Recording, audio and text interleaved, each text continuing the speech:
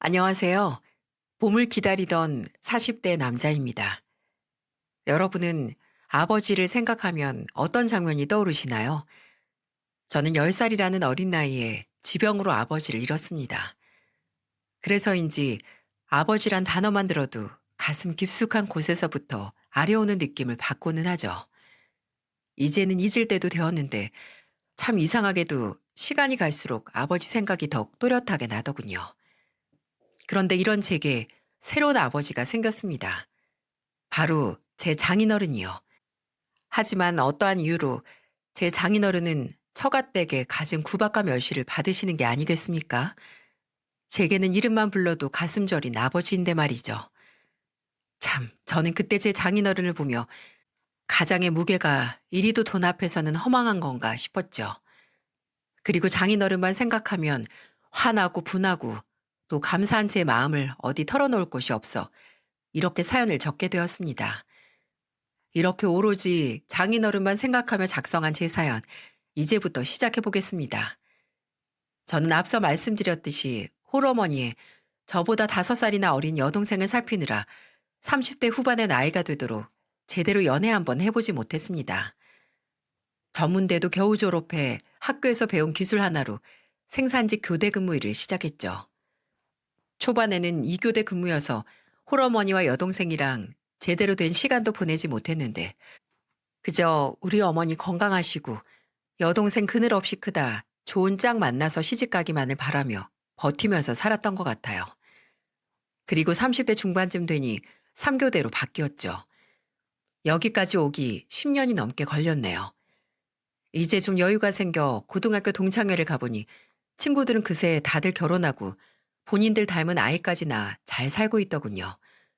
저만 짝이 없었고요. 갑자기 제 인생이 서러워지려던 찰나 이런 제가 불쌍해 보였는지 친구 한 명이 본인 회사 격리분을 소개해줬죠. 저보다 3살 어렸는데 세상 온갖 풍파 다 맞은 저와 달리 소개받은 여자분은 딱 봐도 밝은 이미지로 같이 있는 것만으로도 제 마음이 풍요로워지는 기분을 느낄 수 있었답니다. 그리고 서로에게 끌렸던 저희는 결혼이라는 큰 결심을 하게 되었죠. 그리고 지금 사연을 적다 보니 문득 떠오른 건데 사실 제 사연의 발단은 처가댁에 처음 인사드리러 간 날부터 예상할 수 있었던 일들이었어요. 처가댁에 인사드리러 가기 전에 아내에게 집안 사정을 들을 수 있었는데 장인어른께서는 직원 30명 정도 일하시는 기업체를 운영하고 계신다고 했어요. 그런데 요즘 회사 사정이 좋지 않아 장모님께서 부쩍 예민해져 계신다고요. 그러니 혹시 장모님 표정이 좋지 않아도 저 때문만은 아니니까 걱정하지 말라면서 말이죠. 아내에게 이런 말을 들으니 괜히 걱정되긴 했지만 별일이야 있겠어 하며 인사를 드리러 갔습니다. 그런데 제 예상과 다르게 첫 식사 자리는 얼음판 위에 밥상을 올려놓은 것처럼 서늘하다 못해 소름 끼칠 정도로 매서운 분위기가 감돌았죠. 이름이 정민수라고 했나? 생산직 일을 한다고? 그게 밥벌인 되나? 네? 아, 네. 이것저것 수단까지 합치면 아니 지희야. 저는 네 아버지를 보고도 이런 남자를 아휴 내가 말을 말아야지. 정말 못하는 말이 없네. 내가 마음에 안 들면 나 하나로 끝내. 왜 우리 집으로 처음 인사 온 사위한테까지 그렇게 막말을 하는 거야? 아 남자가 어느 일이든 책임감 있게 일하면 됐지. 그게 생산직이든 전문직이든 무슨 상관이냔 말이야. 그래 내 말이 그 말이야. 당신이야말로 요즘 평소에 가지고 오는 거 반도 못 가지고 오면서 뭐가 잘났다고 나한테 뭐라 하는 거예요? 책임감이 없는 건 당신이지. 내 딸이 나처럼 고생 안 하게 능력 좋은 남자 만나길 바라는 엄마 마음이 무슨 문제라도 돼? 그만하라고, 그만해. 내가 그간 가져다 준 돈 어디다 쓰고. 아휴, 자네, 안 좋은 말은 너무 신경 쓰지 말게. 우리 가족이 된 걸 환영하네. 일은 한다는 것이 중요한 거지. 자네 3교대 한다고. 교대 근무 힘들다고 들었는데 고생이 많구만. 알아주셔서 감사합니다. 아버님도 사업체 운영하신다고 들었는데 많이 힘드시죠? 사업은 아무나 하는 게 아닌데 정말 대단하세요. 아무나 하는 게 아니기 무슨. 하긴 자네 말이 맞네. 아무나 하는 게 아니니까 저 양반도 말아먹고 있지. 그 정도만 하래도. 장인어른의 말끝마다 딴지를 거는 장모님 덕에 그날 첫 식사는 밥을 먹는 둥 마는 둥 급하게 먹어 체했던 기억이 있습니다. 그리고 장인어른에게 딴지를 거는 건 장모님뿐만이 아니었는데요. 장모 말이 끝나기 무섭게 바로 치고 들어오는 형님과 처남이 그 주인공이었죠. 아내에게는 오빠 동생이 있다고 들었는데 장인어른에게 어떻게 저런 아들들이 있을지 의아할 정도였죠. 아, 아빠는 왜 엄마한테 소리 지르고 그래요? 엄마가 뭐 틀린 말씀하셨어요? 아빠가 원래 저 사업자금 대주기로 하셨는데 갑자기 회사 운영이 어려워졌다면서 그것도 물으셨잖아요. 아빠, 형한테는 사업자금도 대주기로 하셨어요? 저 결혼할 때는 집까지만 해주고 더 이상 아무 지원 없다고 하셨는데 형은 결혼할 때 집도 사주시고 사업자금까지 대주시기로 하셨으면 이거 너무 장남만 편애하시는 거 아니세요? 뭐 임마? 야, 장남인 내가 잘 풀려야 동생들도 잘 풀리는 거지. 그리고 너 내 말 제대로 못 들었냐? 결국은 아빠가 사업자금 대준다는 말 물으셨다고. 아니 이렇게 못 주는 거였으면 말이라도 하지 말지. 아빠는 왜 괜히 사람 기운 빠지게 지키지도 못할 약속을 하신 거예요? 급기야 제가 처음 인사드리러 간 자리에서 형님과 처남은 싸우기까지 하셨죠. 그런데 이야기를 듣다 보니 점점 제가 다 민망할 정도의 말들이 오가더라고요. 점점 장인어른 얼굴색도 안 좋아 보이시고 눈치가 보였던 저는 아내에게 이만 가겠다고 말하려던 찰나 아내가 큰 소리로 이러는 게 아니겠어요? 그만들 좀 해요. 민수 씨 앞에서 창피해 죽겠어요. 아니, 그리고 말이 나와서 말인데 왜 이렇게 아버지 못 잡아먹어서 안달이에요? 그동안 우리 식구 아버지 덕에 편하게 먹고 산 거 아니에요? 어머니도 그래요. 아버지가 새벽부터 밤 늦게까지 회사 운영하시느라 벌어다 주신 돈 덕분에 엄마도 그동안 30년 넘게 밖에서 싫은 소리 한 번 안 듣고 집안일만 할 수 있었던 거 아닌가요? 그리고 오빠, 진영이 너 둘 학비부터 결혼 자금까지 아버지가 군말 없이 다 해주신 거 아니야? 아버지가 다 큰 아들들한테 그 정도 했으면 됐지. 뭘 더 얼마나 받아먹으려고 그러는 건데? 그리고 양심이 있으면 이제 오빠랑 진영이 너 나이 정도 됐으면 아버지 용돈 하시라고 돈도 챙겨드리고 그래야 하는 거 아니야? 용돈 한 번 챙겨드린 적 없으면서 맨날 뭐 얻어먹을 궁리만 하는 주제. 왜 그렇게 말들이 많냔 말이야. 라고 말이죠. 그런데 아내 이런 말은 처가댁 식구들한테는 씨알도 안 먹힐 소리였는데 글쎄 장남이라는 형님이 아빠라면 당연히 해주는 것들 아냐? 아빠라면 당연히 해줘야지. 아빤 그러려고 나가서 돈 버는 거고 아니야? 지 너도 아빠 돈으로 컸고 결혼도 지금 아빠 없는 돈 긁어다가 할 거면서 왜 인제 와서 너만 아닌 척해? 라고 말을 하는 겁니다. 저와 아내는 부모님께 손 벌리지 않고 둘이 모아둔 돈으로만 결혼식을 진행하려고 했는데 형님께 저런 말을 들으니 꽤 억울하더라고요. 그리고 제 아내도 그랬는지 목에 핏대가 서서는 고래고래 소리를 질러댔죠. 뭐? 나 결혼 나랑 민수 씨랑 모아둔 돈으로만 하는데? 뭘 알고나 떠들어대. 지금 아버지 사정 내가 뻔히 아는데 내가 오빠랑 진영이 너처럼 눈치 없게 아빠한테 돈 할 것 같아? 그리고 세상에 당연한 게 어딨어. 자식 책임 못 지고 버리는 사람이 얼마나 많은데 우리 아버지 정도면 우리한테 해주고도 넘쳤지. 오빠 그러다 천벌 받아. 오빠 자식이라고 오빠한테 안 그러라는 법이 있어? 라고 말입니다. 그날 첫인사에서 느꼈던 건 아내가 장모님과 형님, 처남과 한 핏줄이라는 게 놀랍다는 거였습니다. 그리고 저는 생각만으로도 가슴이 아프고 제게 하나도 안 보태줘도 좋으니 아버지라고 부를 사람만 있으면 좋을 텐데 아버지라는 존재에 아쉬움이 없다는 듯이 말하는 처가댁 식구들을 보며 개탄을 금치 못했네요. 그렇게 처가댁 식구들의 충격을 뒤로하고 저와 아내는 약속했던 것처럼 서로 모아둔 돈을 예산으로 차근차근 결혼을 준비해 나갔습니다. 중간중간 아내와 처가댁 사이에 마찰이 있긴 했지만 그때마다 장인어른께서 제게 따로 연락 주셔서는 내가 가진 게 없어서 미안하네. 하필 딸 결혼을 앞두고 사업이 이렇게 되니 사위 볼 면목이 없구만. 이라고 말씀하시는데 그때마다 제 마음이 다 찢어지는 것 같았어요. 아홉을 주고도 미처 주지 못한 하나를 안타까워하는 것이 부모 마음이라고 하더라고요. 그런데 하나밖에 없는 딸을 시집 보내는데 빈손으로 보내려는 아버지 마음은 오죽할까 싶기도 했죠. 그때마다 저는 아버님, 그런 말씀 마세요. 이미 지희를 통해 알고 계실진 모르겠지만 제게는 어렸을 적부터 아버지가 안 계셨어요. 그리고 이런 제게 장인어른처럼 든든한 아버지가 생긴다는 자체만으로도 저는 일확천금을 얻은 것만 같은걸요. 라며 장인어른의 미안함을 달래드리곤 했습니다. 그리고 이런 제 이야기가 장인어른도 싫지 않으셨는지 새로운 아들이 생긴 것 같다며 저한테 참 잘해주셨죠. 말 많고 탈 많았던 10개월 정도 결혼 준비가 끝난 후 저와 아내는 정식으로 부부가 됐습니다.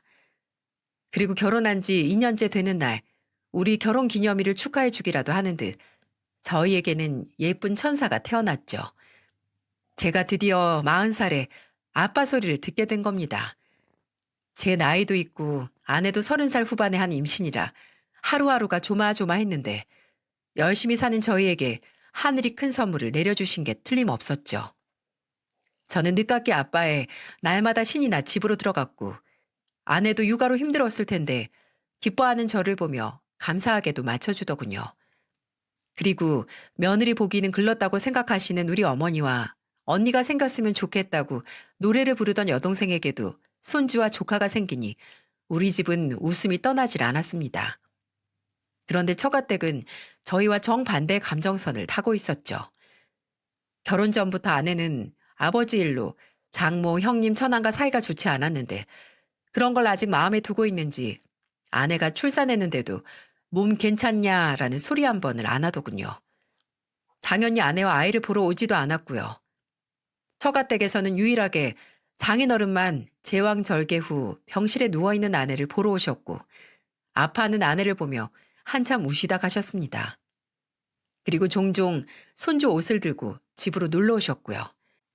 이때 장인어른께서는 점점 망해가는 사업 앞에 하루하루 삶을 잃어가시는 듯 했는데 예전에는 드시지도 않던 술도 퇴근 후에 부쩍 많이 드신다고 아내를 통해 알게 됐습니다. 그리고 어느 순간부터 술 없이는 하루도 못 주무시고 계시다는데 신기하게도 이런 상황에도 매일 같은 시간에 눈을 뜨셔서는 회사로 가신다고 하더군요. 저는 그런 장인어른을 보면 안쓰러운 마음이 들었죠. 그래서 저는 아내를 보고 돌아가시는 장인어른을 따라 나서서 포장마차에서 같이 한 잔씩 하곤 했습니다. 하지만 장인어른의 이런 노력이 무색할 만큼 처가댁은 장인어른을 무시했는데 아내는 처가댁의 이런 모습에 치를 떨었죠. 그렇게 시간이 흐르고 아이가 돌이 지났을 무렵 처가댁에서 갑자기 아내와 제게 집으로 오라는 연락을 하더군요. 늦었지만 아이 돌잔치라도 해주려나 싶어 저와 아내는 기쁜 마음으로 처가댁에 갔습니다. 그리고 그날은 아내도 먼저 불러준 장모님에게 마음이 조금은 풀렸는지 아이 옷을 입히면서 외할머니 보러 가자 이렇게 중얼거리더군요. 그런데 처가댁에 도착한 저는 또 한 번 아내의 분노를 보게 되었어요. 처가댁에 들어가 보니 장인어른은 소파 앞 바닥에 양반 다리로 앉으셔서는 고개를 푹 숙이고 계셨습니다. 그리고 화가 잔뜩 난 얼굴에 장모와 형님, 처남은 소파 위에 앉아 있었고요. 누가 봐도 장인어른이 큰 죄를 지으신 것처럼 보였는데 아무 영문도 몰랐던 저와 아내는 장인어른 옆에 앉았습니다. 예, 지희야. 넌 네 아빠가 무슨 일을 저질렀는지 아니? 일을 저지르다뇨. 엄만 또 무슨 말이 하고 싶어서 그러세요. 그리고 아버지 이런 모습 보여드리려고 오라고 한 거예요? 네 아빠 부도 났단다. 결국 이 날이 오고 만 게지. 내 이럴 줄 알았어. 그러니까 협력업체고 뭐고 그 사람들 집안을 요절내서라도 돈 다 받아오라고 내 그렇게 말했는데 밑으로 깔린 돈이 얼만데 부도냔 말이야. 그래놓고 네 아빠 뭐 잘났다고 이 집에 있다니? 네? 아버지, 그게 사실이에요? 어떡해요? 아버지 혼자 시작해서 30년 동안 이렇게 키워온 거잖아요. 우리 아버지 많이 허탈하셨겠다. 그간 고생 많으셨어요. 뭐? 뭐라니? 넌 아직도 세상이 어떻게 돌아가는지도 모르고 너 혼자 서방만 다 애 잘 낳고 꽃밭이라 이거냐? 네 아빠 부도 나서 이제 돈도 못 버는데 네 아빠랑 나랑 이제 70살이야. 앞으로 남은 생은 뭐 먹고 살라고. 그리고 그뿐이야. 네 아빠 본인 명의로 있던 아파트 한 채까지 해먹으셨단다. 그거 팔아 직원들 밀린 월급 줬다는데 넌 이게 말이 된다고 생각하니? 한 푼이라도 아쉬운데 남의 월급이 뭐 그리 중요하다고. 집안 살림 팔아다 바깥일에 퍼부냔 말이야. 퍼붓다니. 그 사람들 남 믿고 30년 넘게 일해준 사람들이야. 2년 동안 회사 힘들었을 때 월급보다 회사가 먼저 아니냐면서 몇 개월 동안 월급 한 번 안 가져가고도 평소처럼 일해준 고마운 사람들이라고. 다들 나처럼 나이 먹어서 어디 가서 새롭게 일도 못 구하는데 그럼 내가 그 사람들을 모른 척 했어야 당신 직성에 풀리는 거야?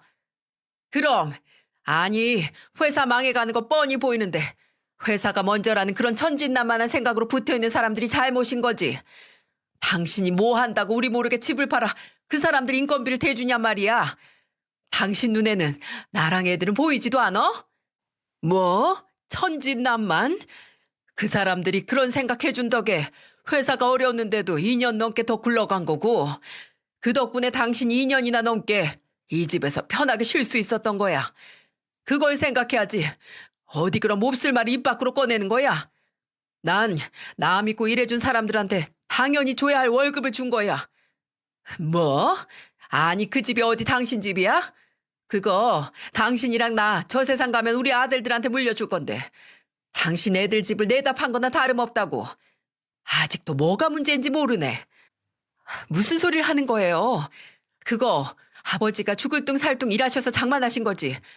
그리고 아버지 말씀 틀린 게 하나도 없는데 뭐가 문제예요? 그분들 덕분에 어머니가 그간 더 편하게 생활하셨다는 생각은 안 드세요? 그리고 대체 왜 아파트가 당연히 오빠들 거예요? 그건 어머니 것도 아니고 오빠 것도 아니고 진영이 것도 아니고 아버지 거예요. 그럼 그걸 팔아서 뭘 하든 아버지 마음이지. 왜 그거로 아버지를 이 바닥에 앉혀놓고는 죄인 취급을 해요? 야, 지희야. 출가 외인이라고. 넌 결혼했으면 이제 이 집 식구 아닌 거 아니야? 그런데 주제넘게 왜 우리 집 재산 가지고 왈가왈부야? 착각하나 본데 오늘 널 부른 건 아버지가 이제 수입이 없으시니까 너네라도 어머니 아버지 용돈 좀 챙겨드리라고. 그래서 부른 거야. 듣자 하니 이건 또 무슨 소린가요? 장인어른과 아내를 뺀 처가댁 식구들이 장인어른을 돈 벌어다 주는 기계처럼 생각하는 건 이전부터 느끼고 있었습니다. 그렇지만 장인어른을 믿고 일해준 사람들한테 준 인건비마저 자식한테 물려줄 자산을 처분한 거라며 화를 내는 장모님을 보니 기가 차서 할 말이 없더군요. 그리고 또 형님은 어떻고요? 출가 외인이라며 집 자산에는 관여하지 말라면서 부모는 부양하라니 이게 말이 되는 소린가요? 아내가 제게는 창피하니 절대 나서지 말라 해서 여태껏 참았는데 정말 이번만큼은 못 참겠더군요. 저는 죄인처럼 차가운 바닥에 앉아 계시는 장인어른을 일으켜 세우고 주방 식탁에 있는 의자에 앉혀드렸죠. 그 후에 저는 처가댁 식구들한테 처음으로 화를 냈습니다. 제가 그동안 보고만 있었는데 이건 도저히 못 듣겠네요. 지희 보고 출가 외인이라고 하셨죠? 아니, 출가 외인이라 집 재산에는 말도 못 꺼내게 하면서 왜 돈 나가는 일에는 앞장서라고 하시나요? 장인어른 용돈이요? 네, 저희가 능력 되는 한 얼마든지 드릴 수 있습니다. 그런데 장모님까지는 도저히 못 드리겠네요. 장모님은 형님이랑 처남한테 받으세요. 출가 외인인 지희를 제외하고 이 집에 남자가 둘이나 더 있는데 왜 지희만 다 부담해야 합니까? 그리고 장모님은 언제나 형님이랑 처남 편이시니까 용돈도 두 집안에서 받으세요. 뭐? 아니, 나 요즘 사정 안 좋은 거 자네도 알잖아. 그리고 진영이 얘도 둘째가 학교 들어가서 돈이 많이 드는데 나도 애가 둘이고 말이야. 지희는 이제 애 낳았고 아직 걷지도 못한 애가 돈이 들어봤자 얼마나 들겠어. 그리고 자네도 3교대 생산직이고 그만큼 연차 쌓였으면 월급도 꽤 되지 않아? 그럼 부모님 용돈은 누가 드려야겠어? 진짜 형님 논리는 이해가 안 돼서 들어주기가 어렵네요.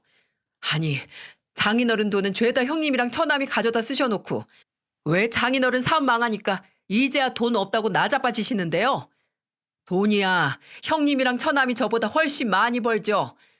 애들 사립학교까지 턱턱 보내시면서 부모님 용돈 드릴 돈은 없나요? 그리고 장인어른이 그동안 학비부터 결혼 자금까지 다 도와주셨다고 들었는데 어떻게 이렇게 부모님 힘들 땐 입을 싹 닫나요? 또 이런 말까지 하긴 그런데 저랑 지인은 장인어른 장모님께 지원받은 돈 하나도 없습니다. 그래도 그간 우리 지 이렇게 이쁘게 키워주시고 제게 시집까지 보내주셨으니 전 그거 하나로도 만족하고 최근 들어야 어려움이 많았지만 우리 지 그늘 하나 없이 제게 보내준 거 전 그거 하나로도 장인어른이 하실 일은 충분히 하셨다고 봅니다. 받은 거 하나 없는 지도 이렇게 장인어른 생각인데 어떻게 돈이란 돈은 죄에다 긁어가진 장모님, 형님, 처남 이 세 분이 장인어른께 이러는지 도저히 모르겠네요. 여러분, 제 말이 틀렸습니까? 아니, 어떻게 그간 받은 것들은 하나도 생각하지 않고 앞으로 더 못해준다고 사람을 이렇게 몰아가는 게 말이나 되는 일입니까? 그리고 등골까지 싹 다 빼줘도 돌아오는 게 이런 거라면 어느 부모가 자식을 위해 희생할까요? 저는 정말 제 자식들이 이러는 모습이 꿈에 나올까 두렵더라고요. 그런데 실제로 몇십 년간 남들 다 가는 해외 한번 나가실 시간도 없이 일하셨다는 장인어른께서 이런 대접을 받고 계시다니 이건 있을 수도 없는 일이라고 생각했죠. 제가 처가댁에서 처음으로 언성을 높이자 장인어른도 놀라셨는지 제게 쫓아와 제 팔을 잡으시더니 같이 나가자고 하시며 저를 문 쪽으로 내모셨습니다. 그런데 그 와중에도 제 뒤통수에 꽂히는 말이 뭐였는지 아시나요? 대접받고 싶으면 나가서 돈 벌어와 돈. 가장이 돈을 벌어와야 가장이지. 아이고, 아파트 아까워 죽겠네. 그걸 돈으로 바꿨으면 대체 얼마야 그게. 남편 잘못 만나서 이 나이에 남 퍼주다 내가 죽게 생겼네. 아이고.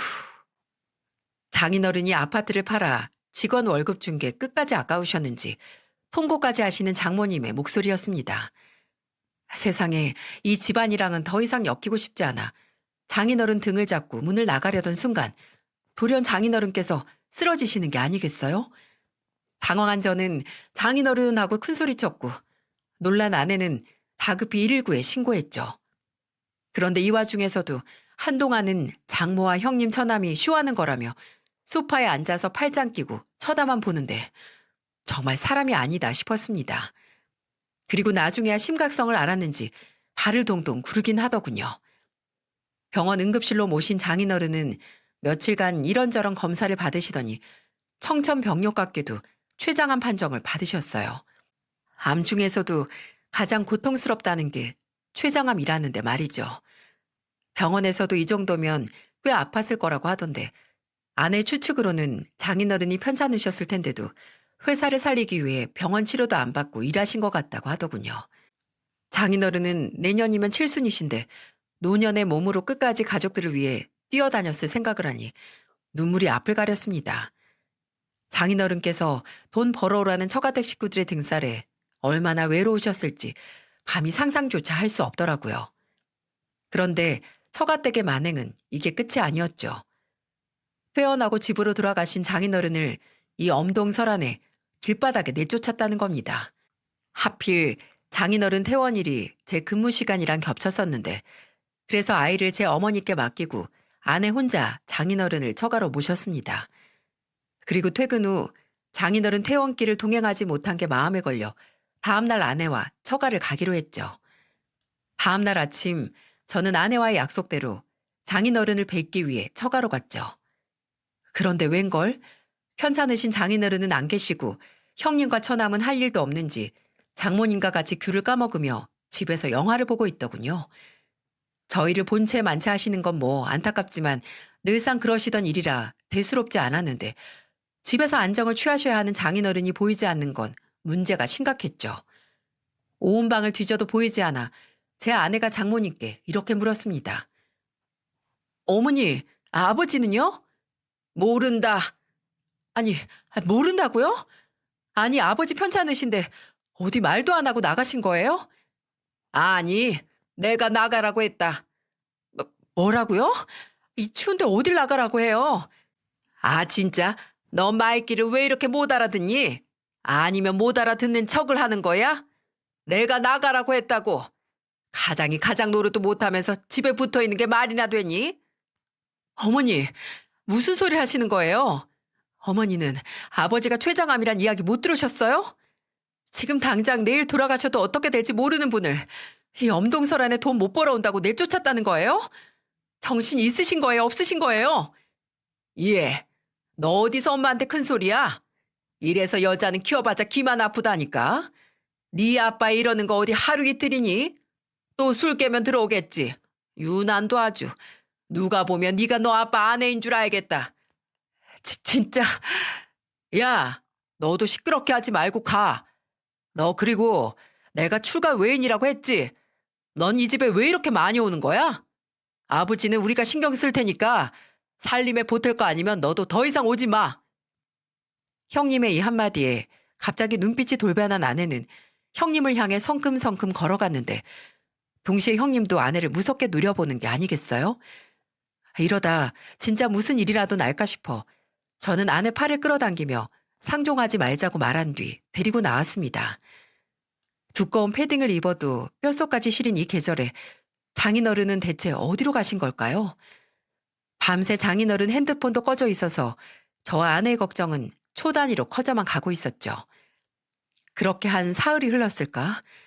장인어른이 너무도 걱정됐던 저와 아내는 여차하면 처가댁 식구들과 몸싸움까지 할 각오를 하고 처가댁으로 향했어요. 그런데 아니나 다를까 장인어른께서는 여전히 집에 안 계시더군요. 그때 저는 아내가 그렇게 화내는 모습을 처음 봤습니다. 아니, 이 추위 아버지가 며칠 동안 안 들어오셨으면 누구라도 찾아 나섰어야 하는 거 아니냐고요. 제가 틈날 때마다 저희 집 주변이랑 이 집 주변 다 찾아봤는데 아버지 안 계세요. 그럼 지금쯤 무슨 일이 생겨도 생겼을 시간인데 대체 다들 왜 이렇게 태평하냐고요. 내가 집 나간 노인네까지 신경 써야 하니? 제 발로 나가신 게 아니잖아요. 어머니가 내쫓았다면서요. 아버지한테 무슨 일이라도 생기면 그땐 책임지실 거예요? 예, 네 아빠도 우릴 책임 못 졌는데 내가 그 맨날 술 냄새 풀풀 풍기고 곧 죽을 날도 받아놓고 돈도 못 벌어 네 아빠를 왜 책임져야 하는데? 뭐라고요? 진짜 어머니 그러다 천벌 받아요.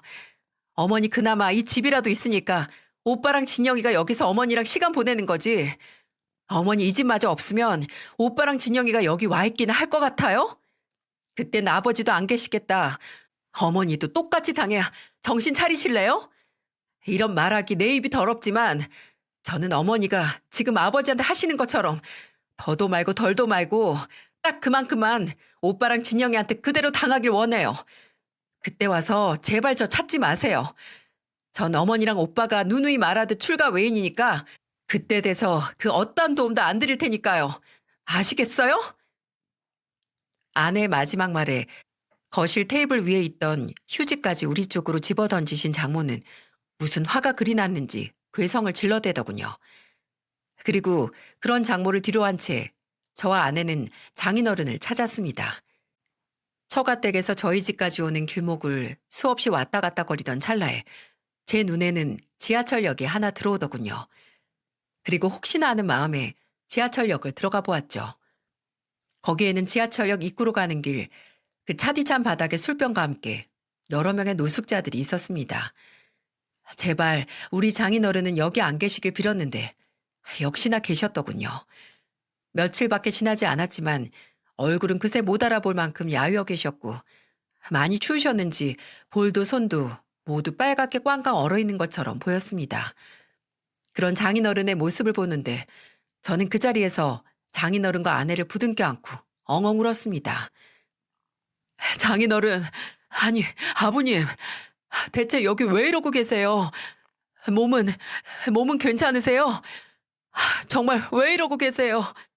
제가 잘못했어요. 아버님을 제가 끝까지 모셨어야 했는데 제가 미쳤다고 처가댁에 아버님을 다시 보냈네요. 죄송해요. 다 제 잘못이에요. 그러니까 아버님, 저랑 같이 저희 집에 가요. 네?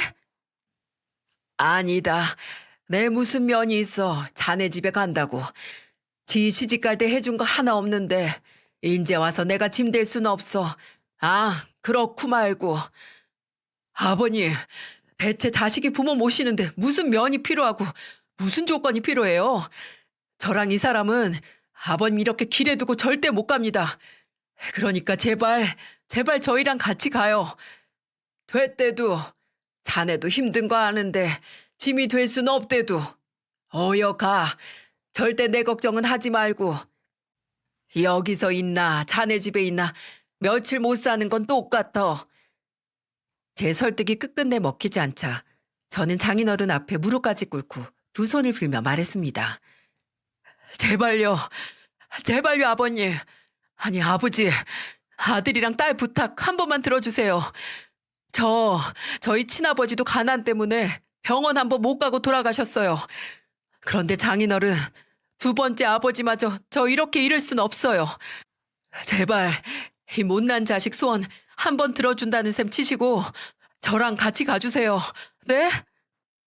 아버지, 정서방이 이렇게까지 애원하잖아요. 저도 아버지 이대로 두고는 절대 못 가요. 이 차가운 바닥에서 아버지 돌아가시면 제가 앞으로 남은 날 잘 살 수 있겠어요? 아버지 그렇게 외롭게 보내놓고 제가 죄책감에 숨이나 제대로 쉬며 살 수 있겠냐고요. 제발 저희랑 같이 집에 가주세요. 네? 아버지 이대로 돌아가시면 저도 정말 죽어요. 그렇게 한 30분쯤 흘렀을까요? 이내 저와 아내의 간절함을 알아주신 장인어른께서 흐르는 눈물을 닦으시더니 그래, 그래, 고마운 내 아들, 딸.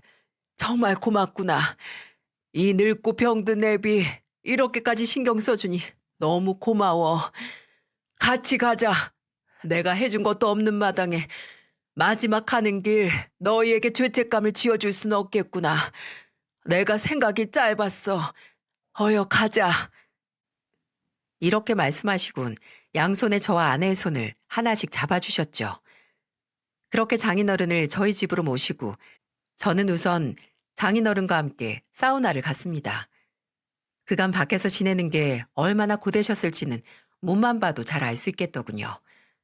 동상을 입으셨는지 온몸 곳곳이 빨갛게 얼어 있었고 제법 풍채가 있으셨던 몸은 그간 마음고생과 병으로 인해 뼈가 드러나기 시작했죠. 그리고 장인어른의 등을 밀어드리기 위해 등을 봤는데 처음엔 듬직하게 보였던 장인어른께서 너무나 한없이 작게 느껴져서 그만 눈물이 터져버렸습니다. 자네 우나? 왜? 무슨 일 있어? 아니에요 아버님. 아버님이랑 이렇게 함께 할 수 있는 게 너무 좋았어요. 저는 예전에 아버지랑 같이 사우나 가는 친구들이 제일 부러웠는데 이젠 하나도 안 부러워요. 저도 이렇게 아버님이랑 같이 왔으니까요. 그러니까 아버님 최대한 이렇게 저랑 좋은 시간 많이 보내요. 약속해 주실 수 있죠? 자네도 참 덩치만 컸지 아직 어린애구만. 그런 일로 울고 말이야. 그래, 내 생각해보니 처음에 자네한테 아버지가 없단 소리 들었을 때 내가 애비 역할을 더 제대로 해야겠구나. 자네한테 아버지 없던 서름을 내가 다 갚아줘야겠구나 하고 생각했는데 말이야. 내가 바쁘게 지내다 보니 그걸 까먹었어. 이건 내가 참 미안하네. 앞으로 시간이 얼마나 더 있을지 모르겠지만 내 남은 시간은 오로지 정서방 자네 애비로만 살겠네. 괜찮지? 장인어른의 마지막 말에 저는 장인어른 말씀처럼 어린아이가 된 것처럼 감사합니다. 감사해요 아버지. 라고 말하며 펑펑 울어버렸습니다. 그렇게 저는 일주일간 같이 지내며 장인어른과 이발소도 다니고 장인어른 손 발톱도 깎아드리며 지냈습니다. 저는 이렇게 장인어른 가시는 날까지 함께 있고 싶었어요. 하지만 일주일 뒤에는 장인어른의 뜻대로 요양원에서 모시기로 했죠. 요양원을 가시기 직전 저와 함께 사진관에 가서 영정사진도 찍으셨는데 그때 장인어른의 선한 웃음은 아직도 잊을 수가 없을 만큼 생생하게 남아있습니다. 장인어른의 뜻대로 장인어른을 요양원에 모시긴 했지만 저는 회사에 출퇴근하는 것처럼 요양원을 왔다 갔다 했습니다. 어쩌면 요양원으로 출퇴근했다는 말이 더 정확할 수도 있을 만큼 말입니다. 어느 날 제가 장인어른께서 곤히 잠들고 계실 때 찾아간 적이 있었습니다. 그때 장인어른의 휴대폰 진동 소리가 계속해서 들렸는데 최동철이라는 사람에게 계속 전화가 오는 거였죠. 제가 대신 전화를 받아 사정을 말하니 2시간도 채 되지 않아서 그분이 병원에 오셨습니다. 나이는 장인어른보다 어려 보였는데 문을 열고 들어오시더니 누워있는 장인어른 위에 얼굴을 대고 펑펑 우시는 게 아니겠어요? 놀란 장인어른은 눈을 번쩍 뜨시더니 본인 배 위에 누워있는 분 얼굴을 보고서는 이내 그분 등을 토닥여 주셨죠. 그리고는 이렇게 말씀하셨습니다. 동철이, 자네 왔는가?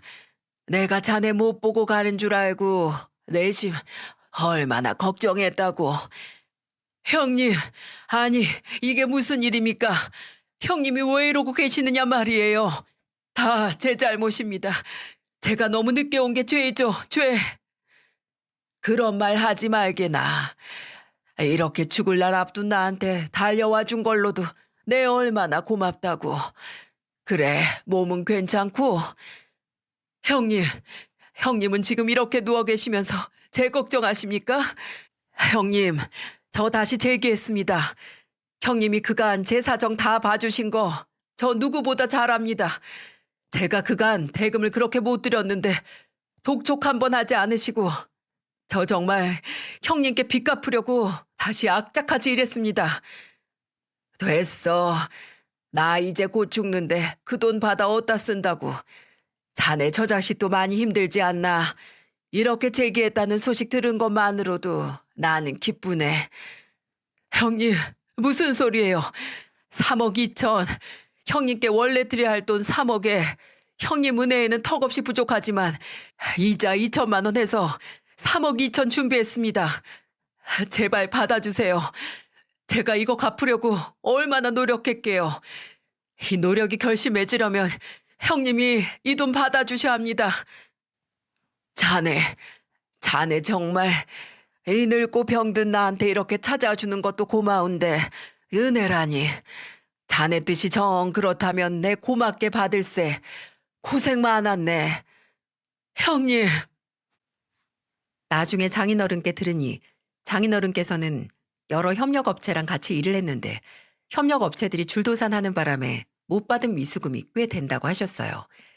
그리고 그중 한 분이 오늘 찾아오셨던 건데 본인과는 20년 넘게 같이 일한 사람이라고 하셨죠. 요즘같이 힘든 시기에 빚을 갚기 위해 다시 재기하셨다는 장인어른의 동생분을 보고 저희 장인어른께서 사업을 운영하실 때 어떤 마음가짐을 가지고 하셨는지 알 수 있었어요. 또 본인의 아파트를 팔아 직원들 밀린 월급을 처리해 줬을 때 장인어른의 심정이 어떠셨을지 안타깝더군요. 그리고 그런 장인어른을 보며 참 본받을 부분이 많다는 생각을 했습니다. 그런데 병실에는 이런 고마운 분만 찾아왔던 건 아니었는데 바로 두말하면 입 아픈 처가댁 식구들이었죠. 최동철이라고 장인어른의 동생분이 다녀간 다음 날 장모님과 형님, 처남이 요양원에 찾아왔습니다. 그때 제가 있었는데 역시나 이 새 모자는 변함이 없더군요. 밀린 미수금은 좀 회수했어? 이제 진짜 얼마 안 남았잖아. 아빠, 나 진짜 이번 사업은 100% 성공할 수 있어요. 그러니까 미수금 받은 거 있으면 어디 숨기지 말고 나 줘요. 알겠죠? 혹시 보험금 이런 거 있음 그것도 미리 받는 사람 바꿔놔야. 형, 이제 아버지 보험금까지 다 형 거로 만들 작정이야? 아빠 그간 형한테는 많이 해줬으니까 남은 건 다 줘요. 알겠죠? 이러는데 더는 참을 수가 없더라고요. 다들 나가세요. 장인어른 옆에는 제가 끝까지 있을 겁니다.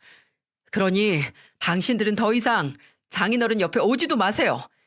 어떻게 요양원까지 오셔서 그런 말씀을 하십니까? 정말 이젠 더 이상 사람으로도 보이지 않는군요. 혹여 제 아이한테 이런 돈밖에 모르는 저지린 피가 섞였을까 걱정이고요. 그러니 저도 세 분과는 아예 연 끊는 걸로 하겠습니다. 아내도 마찬가지일 거고요. 앞으로 다시는 이곳 출입하지 마세요. 아시겠어요? 라고 말하고 저는 그 세 명을 요양원 출입문까지 강하게 내몰아 버렸어요. 그때 요양원으로 아내가 들어오고 있었는데 제가 아까 이야기를 하니 아내도 처가 식구들을 밖으로 몰더군요. 여러분, 이 새 모자가 장인어른이 요양원에 계시는 동안 몇 번 온 줄 아십니까? 장인어른이 요양원에 8개월을 계셨는데 마지막 남은 한 달쯤에 딱 한 번 와서는 저런 말을 짓거린 겁니다.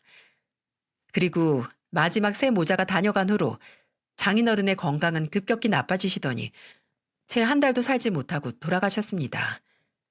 마지막 가시는 순간까지 장인어른은 제게 애비 노릇을 더 많은 시간 해주지 못해 미안하구나.